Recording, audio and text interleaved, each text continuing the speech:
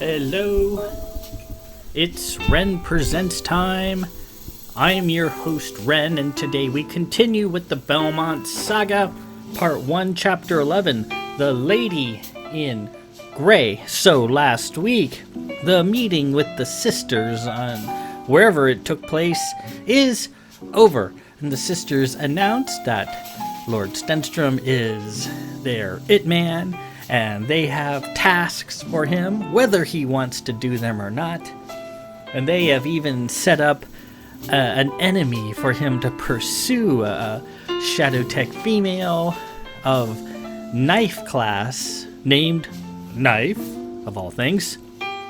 And the sisters will instruct Knife to go to certain places, and then she will be conspicuously evil in those places, doing horrible things, and Lord Belmont will have to go and stop her, and then discover presence of the Kestrel oligarchy contaminating the League and stamp it out as only he can.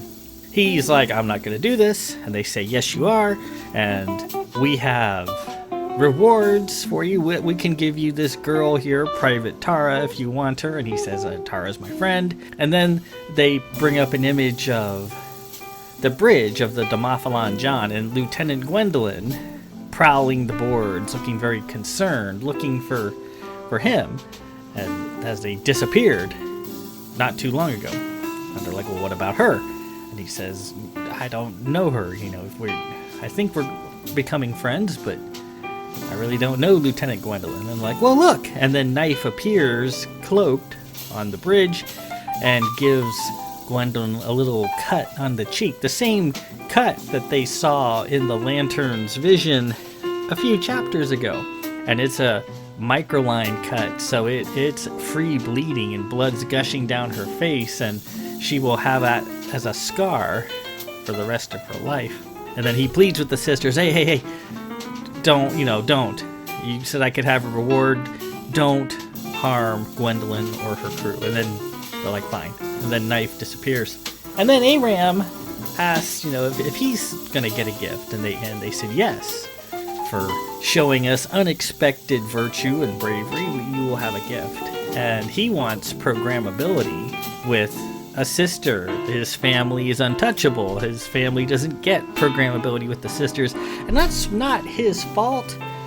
His family's had a bad course of luck with the sisters. His chef great uncle who worked at the Empire Hotel had an interesting salmon dish that was, or either salmon or halibut, I can't quite recall.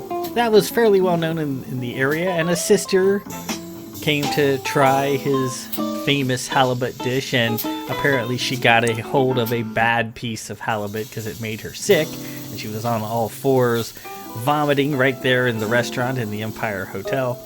So that the sisters don't forget about things like that, and like, okay, well that's one strike against you. And then the sisters love to play Brant Ball, and it's really not fair because the sisters have all these mental abilities, and they use them too. They dominate other teams at Brant Ball. Well, another of Aram's uncles, Lord Arley, put a sister in the wall in a dirty play playing Brant Ball and put her in traction. And so, so you're gonna give us shitty halibut, and you're gonna do us dirty playing in Brant Ball? Well, you can forget it. You are now untouchable. You are Ventinome. You're not getting programmability. Well, Aram has always been a stain on Aram, we will see later on as he recounts his life how he's always been trying to impress the sisters, and they don't seem to give two shits in return, and that has always galled him. Well, he wants programmability with the sister, and if you've been around my books long enough, you know exactly what that means. And the sisters, instead of being modern feminists who would go, oh, you toxic man, you get your gaze away from me and go be off with yourself. Instead of that, they're like, oh wow, we didn't know you had this kind of chutzpah in you. We're impressed. You want programmability? Okay, make your choice. Let's do this. And he picks one, and she happens to be one of the 25 Grand Abbesses. And that's a big deal. The Grand Abbesses are big deals. They're like incredibly powerful. There's only 25 of them. And so he goes off to have programmability with the sisters.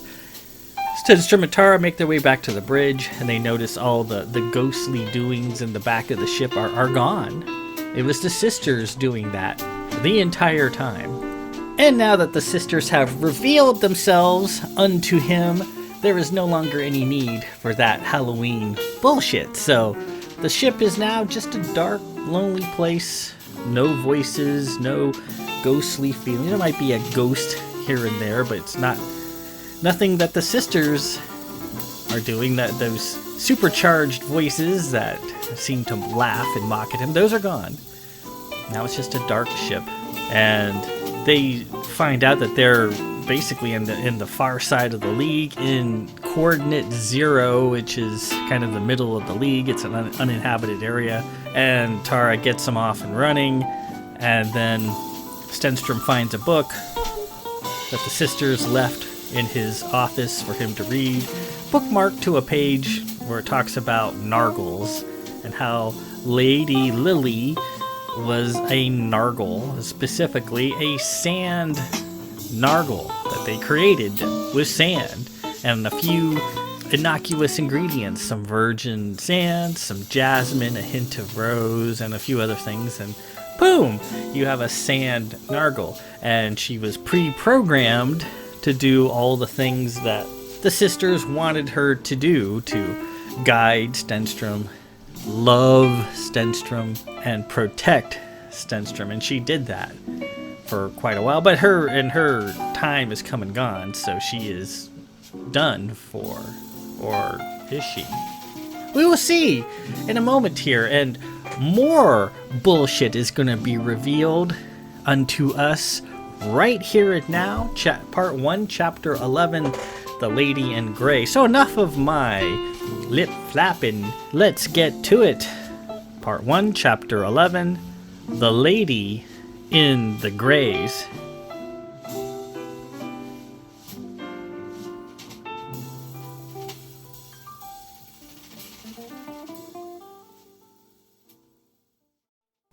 Strange dreams.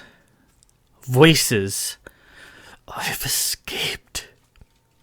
He felt himself being shaken awake. Bell? Aram was leaning over him. Stenstrom rubbed his eyes and awoke, his dreams quickly fading into oblivion. Aram, you're back. I am.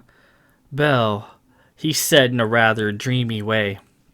He walked up to the helm and surveyed the area. He adjusted the foot levers a little. You don't have this set correctly. He moved in a light, boneless sort of way. Are you all right? I'm excellent, he said calmly. Are you certain? Yes. He checked his helm screens. Everything's dead. The sisters took the lantern back, he replied. Ah, are we still in the middle of nowhere? Yes, I believe we've set sail for Corvus. Stenstrom was burning for information. Tara awoke, stretched, yawned. Hey, buddy, you're back. She quickly asked the questions Stenstrom was too shy to ask. So how was it? Aram stood there for a moment, his hands on the helm pegs, and then he smiled. It was worth the wait. I've never experienced such a thing. Remarkable. I feel like a new man. She didn't harm you? Of course she didn't harm me. Quite the opposite, in fact. Well, she said she was gonna burn you, Tara said, and she was crusted up in my head, so I know exactly what she was feeling, and it wasn't good. Well, burn me in a metaphorical sort of way. I think it was rather enjoyable for the both of us. Weren't you nervous? She asked. No, it's remarkable, really, considering how long I've waited for programmability. He held the helm and thought back. You know, I found my thoughts returning to that beautiful woman we saw here on the bridge. The Marian woman? Stenstrom asked. That's the one. I recall she looked rather sad. I was wondering why she was so sad. Tara put on her marine coat and bounced over to Aram's side. She pinched his cheek. Well, because she probably misses her Rammy, you know. So you did all this fancy thinking while you were muff mashing and carpet banging with the sister? She asked. Aram blushed. Well, yes, if you must put it like that. I had a few moments of amazing clarity, especially as we came close to busting a nut, right? Tara added.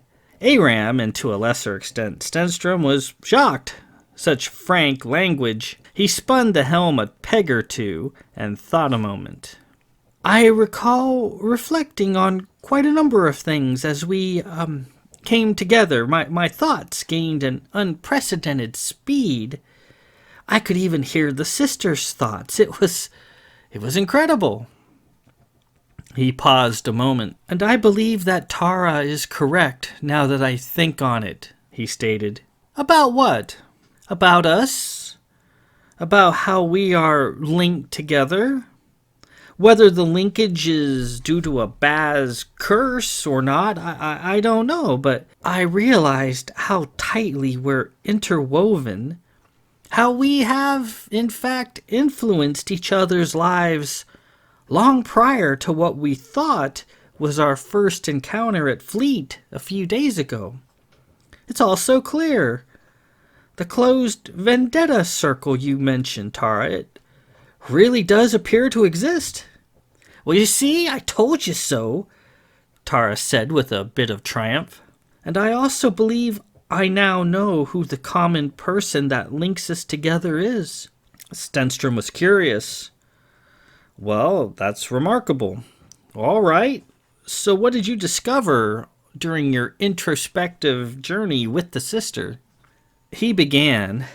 We are 3 separate people, or 4, if you count Lieutenant Gwendolyn, and I believe that we must. We are all disjointed, not only in geography, but in class and age as well. Belle is from a great Tyrol house, and Lieutenant Gwendolyn from a Xenon house. I'm a Calvert from a house minor, and Tara is a commoner from Baz. We have minimal ties, no previous meetings, no familial connections, no nothing. But search your thoughts and be honest with yourself. I'm going to ask an odd question and just respond with the first thing that pops into your head. All right, Tara said. Hit us with it. Who do you fear the most? Stenstrom and Tara exchanged glances. Pardon? He asked. Who do you fear most of all? Aram repeated. Stenstrom was stumped. I don't think I really know. I can't pinpoint anything. How about a woman dressed in gray, Belle? Aram said, jumping in. How about that? Stenstrom thought a moment. I had a nightmare once about a lady dressed in gray who came to kill me. I was just a boy, and I'm certain she is simply a manifestation of my fears. I've actually seen her many times throughout my life, usually during times of great stress or uncertainty. She's just in my head. And you, Tara? Aram asked, turning to her. Well, I'm not really afraid of any person. I'm afraid of fire. Why? Because my uncle's pharmacy burned down with him in it, and I was there. I haven't liked fire much since then. Could it be that the fire you mentioned was most likely set by a foreign woman dressed in gray about 30 years ago? The 3 sat there silent. How do you know about that? She finally asked. I'll explain. I'm certain you all know I am most afraid of the Fiend of Calvert, that madman who terrorized us in St. Edmunds years ago. He was like a ghost, prowling the alleys and the wharves, leaving dead men behind. My brother used to try to make me believe that he was the fiend and he was going to kill me. I spent a lot of terrified nights hiding under my covers, and then there was the evening I actually heard the sound of the fiend's footsteps as he fled from the mad Lord of Walther, running across our rooftop. Bump, bump, bump. Belle, remember discussing the fiend with me when we first boarded the ship? You said that a colleague of yours suspected that the fiend was a woman dressed in gray, contrary to the popular opinion that he was a man wearing a gas mask. I recalled I scoffed at the notion. Yes, a friend of mine, the Grand Dame Miranda of Rossel, believes that to be the case, and she also believes that the woman I encountered as a boy, the one who tried to kill me, was herself the Fiend of Calvert. But that cannot be. As I said, she is just... Your colleague is correct, Belle. I was wrong. The Fiend of Calvert was a woman who dressed in gray. My encounter with the sister has allowed me to remember everything for as long as I have served Admiral Derleth. Every meeting, every idle word that was exchanged that I was there to hear as I served him coffee and buttered his bread. Years of disconnected comments and unexamined detail all came together as I had programmability with the sister, and from that a new and somewhat sinister picture emerges. Much of what I previously assumed to be true is not true, after all, and I now understand that Admiral Derleth's older sister, the Lady Vendra of Cone, has had a long and varied life. I never gave her much thought. She's such a frail, unassuming person, and she visits the Admiral often. Her health is quite fragile, and I have served her coffee and tea 457 times in the Admiral's office over the years. Well, that's a lot of cream and sugar, Tara added. Stenstrom interrupted. Admiral Derleth's sister, Aram, does she wear gray all the time? No. And yes. I thought she always wore the colorful gowns of Cone, very vibrant colors of red, blue, and yellow. And she usually wore a shawl to keep her warm. Her health was always an issue. Well, sounds like a parrot, Tara remarked. Yes, the colors are rather like a parrot, Aram agreed. She never married, and that is because she gave her heart to a man who was stolen from her. The man was your father, Belle, and the stealer was your mother, and that's what started everything. That's what made her so angry. Maybe that's what prompted her to start killing all those men in Calvert for revenge. Lady Vendra of Cone is the Fiend of Calvert. You're saying my mother stole my father away from Lady Vendra of Cone? Where do you get this idea from? Well, from her own lips, and from the Admiral's. Oh, not all at once. I heard it in bits and fragments over a long period of time, whispered comments and the end of sentences that I happened to walk in on and didn't piece together until now. Well, you said she gets herself up in parrot colors, Tara said. Where's the gray? Well, that is what she wants you to think she's wearing. However, she actually wears nothing but gray. A hat, a conservative remnant dress, and button-up boots. That's all she ever wears. Stenstrom shrugged as he listened. Okay, Aram, let's hear your logic. She appears to be adept at disguise, whether it be by cloak or some other means. I don't know. I don't think she's using a cloak. It has to be something else.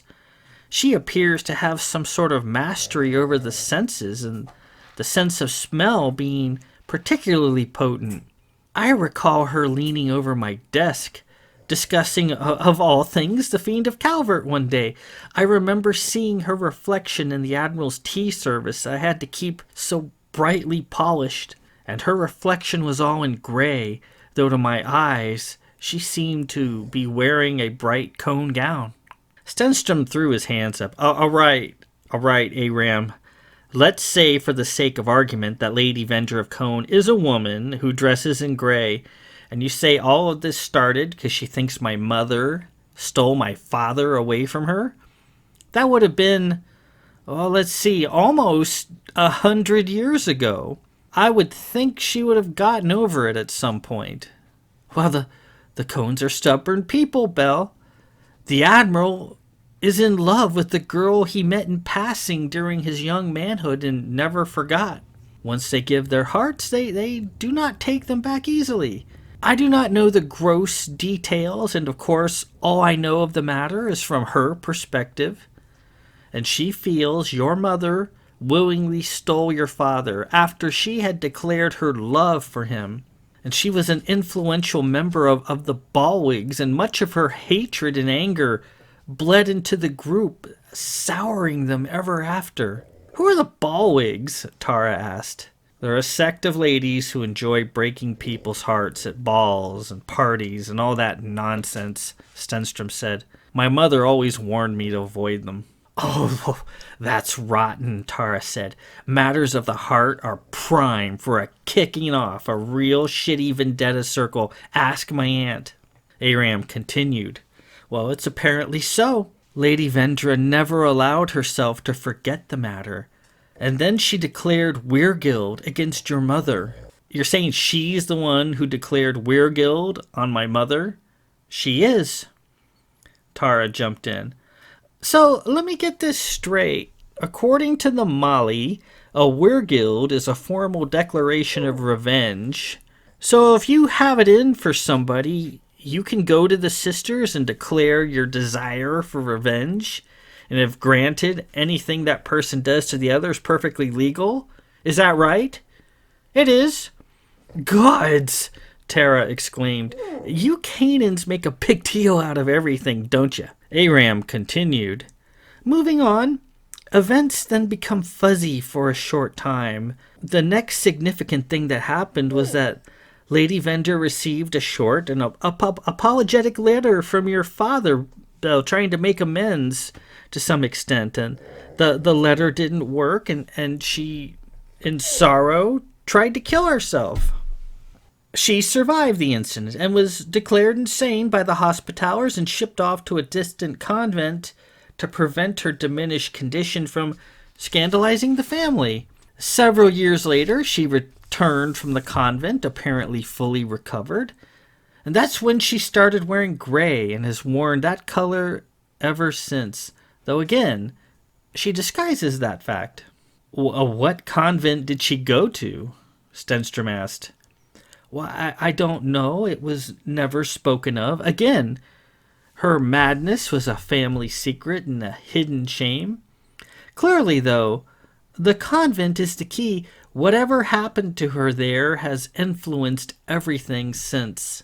The Admiral recalls, through quiet conversations and mournful correspondence, that she returned from the convent a very different person, that the loving sister he remembered was gone, replaced by an outwardly smiling woman, but one who inwardly was bizarre and remorseless and seething with rage. He recalls she often vanished for days at a time without telling anyone where she went. He also remarked upon the strange assortment of gentleman collars she often had, and dirty, unshaven, and seemingly in a trance of some sort. That was right around the time when the Fiend of Calvert was holding sway in the south. Are we assuming she was somehow controlling these men? Stenstrom asked. We are. How? The Admiral never made a definite connection as to how she was doing it, but he was certain she was. He made a curious note, one that I think is significant. He found a mysterious box in her room one day. He looked into the box and discovered a a number of vials full of unusual chemicals. There was also some sort of device in the box, one with a long stinger or barb attached to it. The general shape of the device reminded the Admiral of an internal female contraceptive device. With a stinger on it? Tara said, shocked.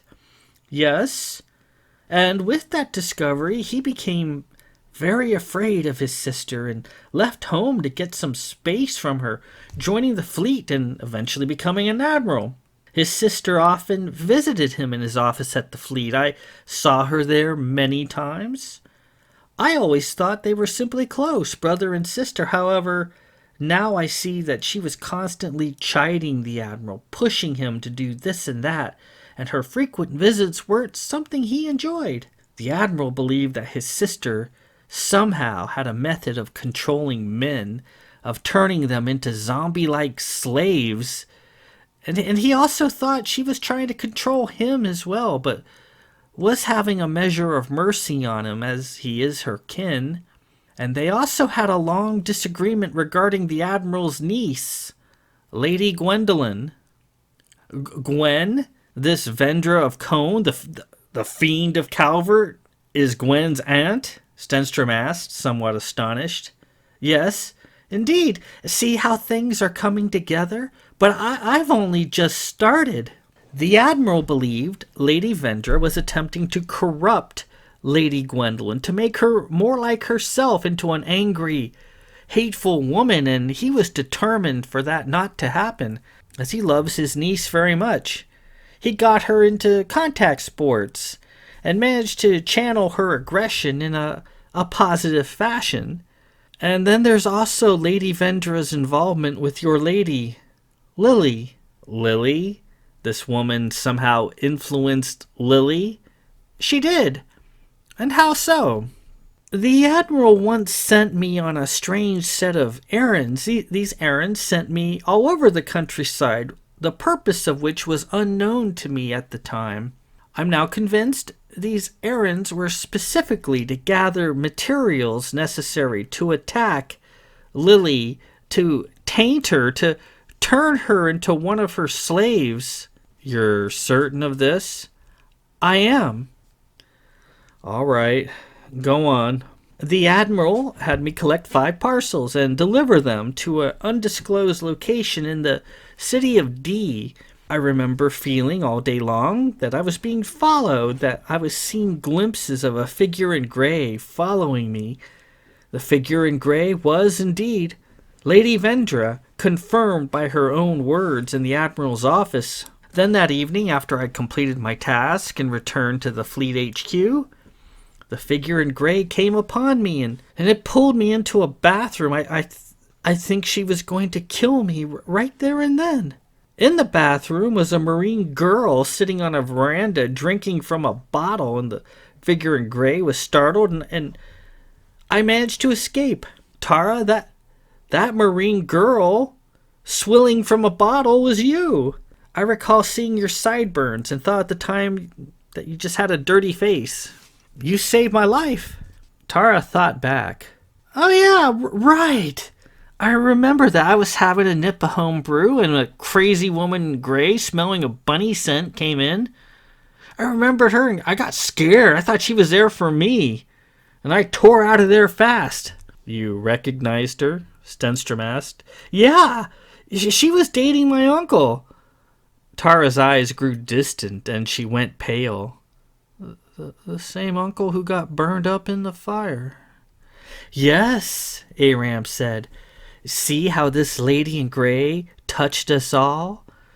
Tara saved my life, and as I continue to give tongue to my thoughts, we shall see that Tara not only saved me from the lady in gray, she saved you too, Belle. Me? Indeed.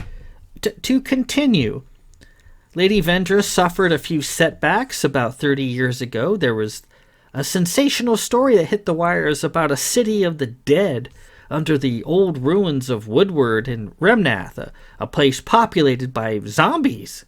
Quite the popular story, if I recall.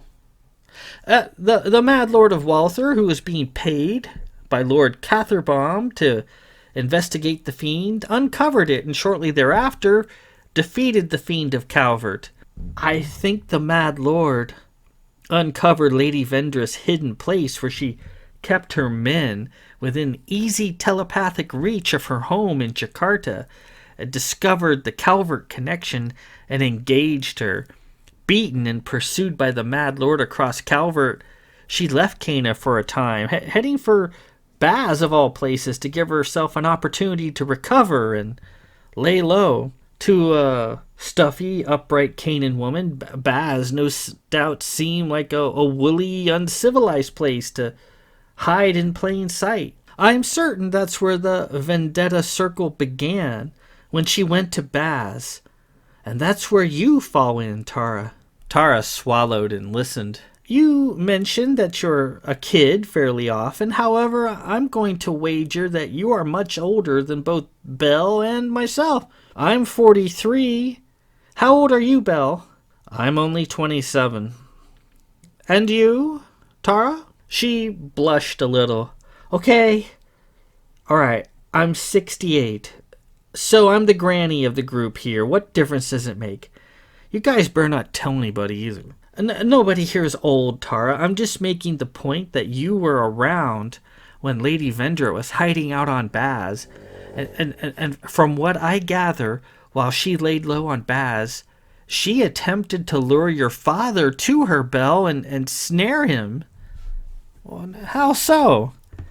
Well, I'll get to that. Tara, you mentioned seeing a Lady Gray about your uncle's pharmacy. Is that correct? She was sleeping with my uncle, throwing money around like Canaan women like to do, and renting those crazy guys who make air for a living.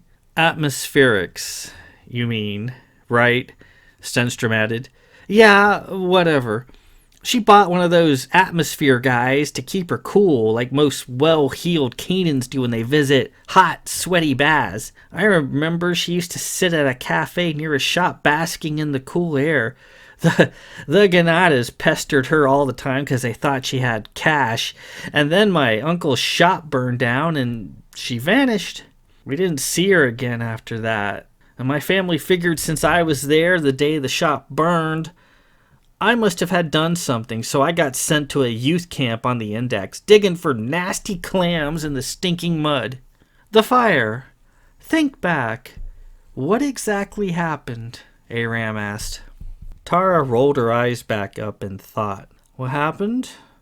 Things didn't start off well. The day before, I got into a big fight with this crazy Ganada. You're not supposed to fight Ganadas because they'll put a curse on you, but she drew my uncle's name in a circle, was waving it around the courtyard, running her mouth about my uncle, and I told her to shut the hell up, and the next thing you know, we're rolling around all over the place. She just about pulled my shirt off, and I lost my shoes. What a big mess. It was one of those fights where everybody's watching and hollering and betting cred sticks. It was sort of embarrassing, you know. So, who won? Stenstrom asked. Well, I'd say I did, and she'd probably say she did. I busted her lip and scratched the hell out of her, and she blackened my eye and tore my clothes to shreds. So the next day, there I was wearing rags. I needed some creds to buy some new clothes, so I decided to steal the Lady in Gray's bag. I was a thief back then. Well, I'm still a bit of a thief, sort of. But I saw her sitting there at the cafe, this time without her atmosphere guy, and she was sweating it out.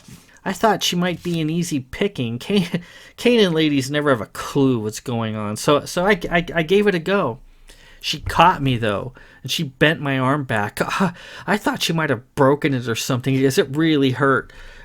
And so I wanted to get some Lytol from my uncle's shop to ease the pain, and my uncle caught me, and we struggled, and making a fairly big mess of spilled bottles and such, and once everything calmed down, he made me spend all morning helping him clean the place up. I didn't know where things went, so I just started putting things wherever. See, that's the key, Aram said. I'm fairly well certain Lady Vendra sent your father an unsigned note informing him of the legendary god sperm potion on Baz, sold at Tara's uncle's store. The potion is supposed to ensure the birth of an exceptional boy, right? Yeah, Tara said. It's a swirling gold color that smells like sweat. She knew of his lack of an heir and played upon his fears of losing everything to the lords of the city, so she lured him to Baz with a carefully crafted note. Her intention was to slip him a Baz love potion instead, also sold in Tara's uncle's shop, and enslave him to her. And on a side note, she also mentioned that when she saw your father in the square, she decided to take him right then and there using whatever means she had available to her. And Tara's little wrestling match with the Ganada sorceress thwarted her attempt to get to him.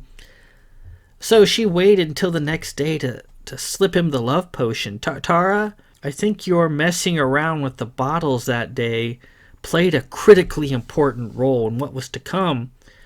And perhaps Belle's father, Lord Stenstrom, the older, didn't get the bottle Lady Invendra intended he get, the love potion. Perhaps the bottles got mixed together somehow, or perhaps he got something else entirely. We shall never know.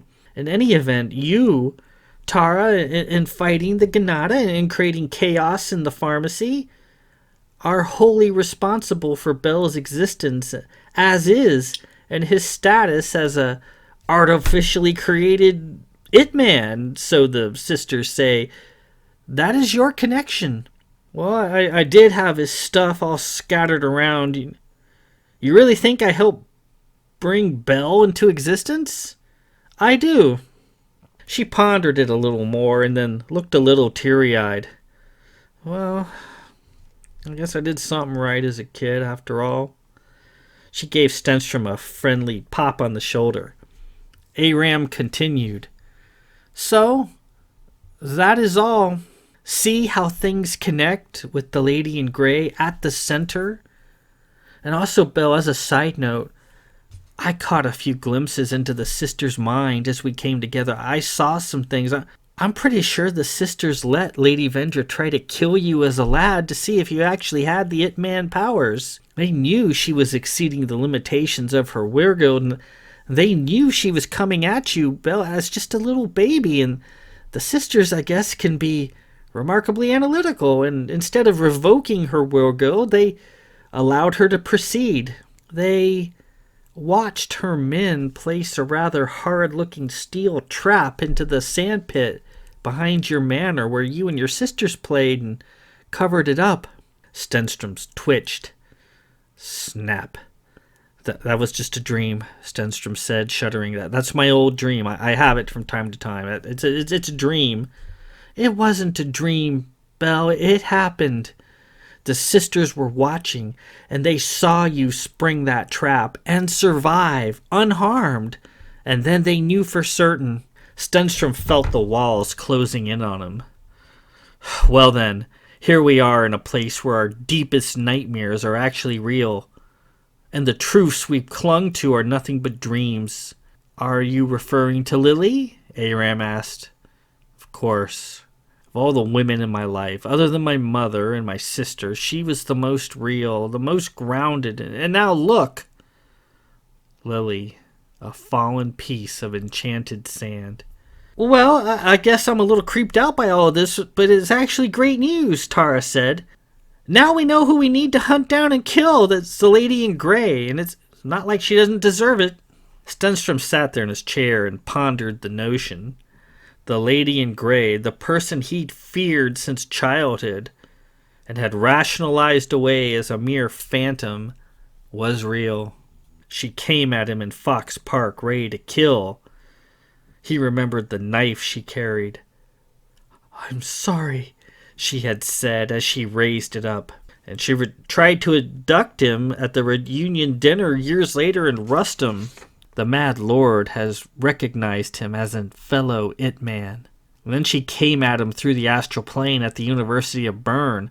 A cyclone had burst through the clouds and distracted her. A cyclone! Lily in her true Sand Nargle form, protecting him as she claimed she did. The Lady in Grey deserved to die, Tara had said. and his mother had stolen his father away from her years ago. A broken heart turned to murderous rage. He wondered what he would do now should he come face to face with her. He wondered. "I am sorry for your lady," Aram said. "I had hoped to meet her." "She's a nargle, a sand nargle to be specific, some sort of conjured creature," Stenstrom said. "The sisters left us a nice book on the subject." "And are you all right, Belle? Are you in pain for your lady?" Pain? After all he'd discovered, shouldn't he be in pain? "No, the sisters took it from me. I feel nothing." Remarkable, isn't it? How they can empty one's heart whenever they see fit. "I'm truly sorry, Belle. What they did to you is unthinkable, and even making amends, I'm horrified for you. To strip a man of his feelings, I think I'd rather be heartbroken." Stenstrom remembered the stabbing anguish, the heart-stopping total loss. Now, just hollow and devoid of emotion, the woman of sand standing before him. "No, Aram, you don't." Tara tried to lighten the subject. "Well, hey, Belle, you still got me. I love you." She threw her arms around him and gave him a big kiss on the cheek. "Thanks, Tara." Stenstrom got out of his chair and fetched the book from his office. He brought it out to Aram. Aram took it and opened it to the bookmark, admiring the detail and craftsmanship of it. He paused a moment to admire the unfamiliar constellations. 4 bluish stars nearby shone bright through his office window. "Tara," Stenstrom called out, "what are those 4 bright stars to our starboard?" She immediately answered, "Alcala, Icar, Savo, and Penta, the big old magnitude 1 stars making up the constellation Camelopardalis. Camelopardalis is the brightest constellation as seen from Cana and is visible throughout the League. It's off in space, too. That's the Sisters constellation." Aram got out the paper with the notes Stenstrom had written earlier. "Hey, Belle, what's this?" "What?" "This paper." "That's just some notes I took down while you were gone." Aram showed him the paper. Hard scrawl, circles mashed in a blunt, violent strokes from a demented hand. Unreadable names nested within. "What's that?" Aram asked. I don't recall doing any of that," Stenstrom said. Tara saw the scrawl and gasped. "It's the circle. I knew it. That's what the circle does. It towards the end, you start drawing circles. You don't even know you're doing it, and you can't stop it." As if by design, a blinding light flooded the bridge, and there before them was the lantern, starlight in its brightness and floating like an angel, this time guided by the sister's hand. "Hey, it's back!" Tara cried. "Come here, you, and get back on the panel where you belong." The lantern went to supernova in intensity. They covered their eyes, and a voice filled their heads. "Lo to thee, it man, lone rider. It is not for thee to walk the pathways of others. Your road shall be the road to perilhood, to damnation. We shall return you from where you are needed, and ever after you shall follow Knife wherever she goes. Find the kestrels and destroy them, and remember our light." The lantern increased in intensity until it became overwhelming. And with that, we conclude Part 1, Chapter 11, The Lady in Grey.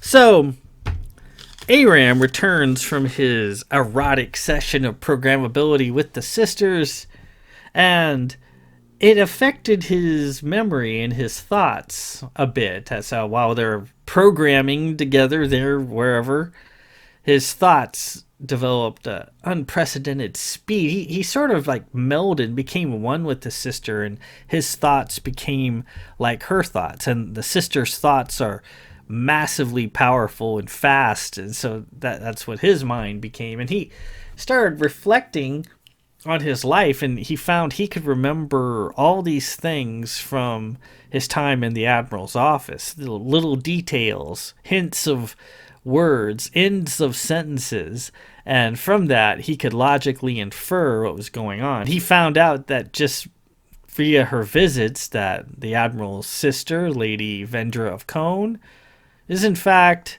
the mad fiend that we've all heard of many times in this book, the Fiend of Calvert. That Grand Dame Miranda of Russell was correct in her assessment of the Lady in Grey being this horrible fiend whom everybody assumed was a man in a gas mask of all things. Aram goes through various points and determined that she is the central person in this vendetta circle, that started with her and radiated outwards and affected all three of them. As Tara had said before, that a love triangle, a unrequited love, a spurned lover, is just ripe to create a really nasty vendetta circle. And as we know, and as Aram discovered, Lady Jubilee, Stenstrom's mother, did in fact steal his father, Stenstrom the Older, from Lady Vendra of Cone at a ball. And she never forgot that, and she never forgave that. Even after all these years, she still burned with anger. As Aram mentioned, her rancor spilled over into that little letter writing group that she was a part of, just the Ballwigs that they were called. They started out as just as happy, like-minded ladies writing letters to various people across the league, hoping to strike up a conversation or possibly more. Her rage at being jilted or dumped, essentially, spilled over into the Ballwigs, and they became just this group of spiteful, hateful people who go to balls just to see how many people's hearts they can break and who can break the most. If they can get someone to kill themselves over them, then that's like the ultimate prize. And that's where that came from. It's just from the Lady in Grey's rage that infected the other members of this little writing group that she was a part of.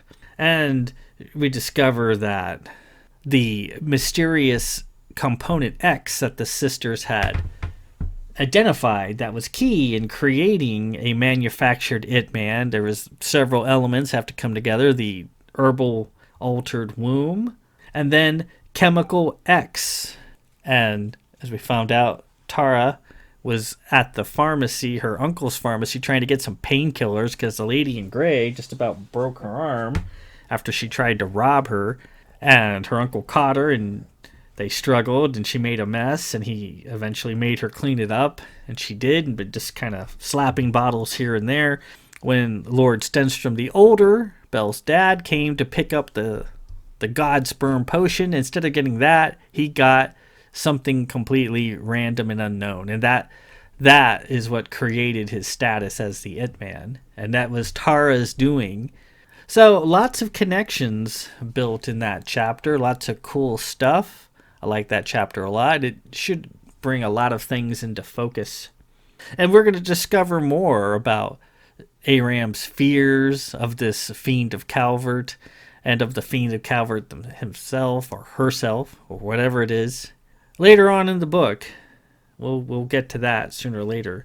Next chapter, the sisters at the end there, the Lantern returns and then zaps them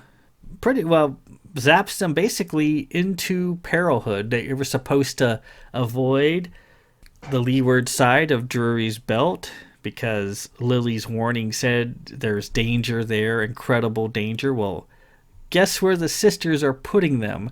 Right into the middle of that dangerous spot. So next week, Part 1, Chapter 12, The Head on the Hearth. Plot is really going to pick up from this point on, and the Head on the Hearth will usher in all that action. So it should be fun, should be cool.